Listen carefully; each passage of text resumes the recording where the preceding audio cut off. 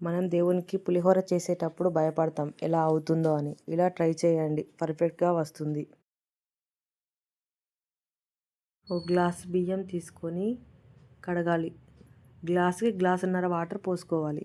అందులోనే half tea spoon పసుపు, tea spoon ఉప్పు, 2 టేబుల్ స్పూన్ ఆయిల్ వేసి కుక్కర్ మూత పెట్టేసుకొని 3 విజిల్ రాగానే స్టవ్ ఆఫ్ చేసుకోవాలి. ఒక గ్లాసు బియ్యానికి 50 గ్రాముల చింతపండు తీసుకోవాలి. చింతపండు కడిగి అందులో గ్లాసున్నర వాటర్ పోసుకొని స్టవ్ మీద పెట్టుకోవాలి.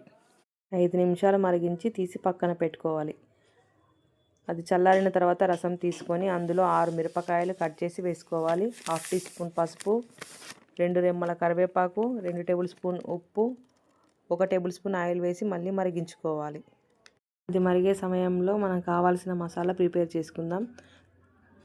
హాఫ్ టీ స్పూన్ మెంతులు, 1 టేబుల్ స్పూన్ మిరియాలు, టేబుల్ స్పూన్ ధనియాలు, హాఫ్ టేబుల్ స్పూన్ జీలకర్ర, టేబుల్ స్పూన్ నువ్వులు. వీటన్నిటిని ఫ్రై చేసి పక్కకు తీసుకోవాలి. చల్లారిన తర్వాత మిక్సీ పట్టుకోవాలి. పౌడర్ని ఒక గిన్నెలో తీసుకొని పక్కకు పెట్టుకోవాలి. చింతపండు రసం కూడా రెడీ అయింది, తీసి పక్కకు పెట్టుకోవాలి.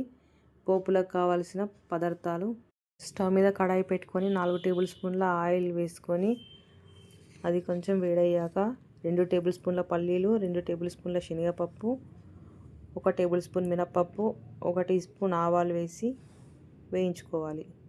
అవి కొంచెం వేగాక 5 పచ్చిమిర్చి కట్ చేసి వేసుకోవాలి.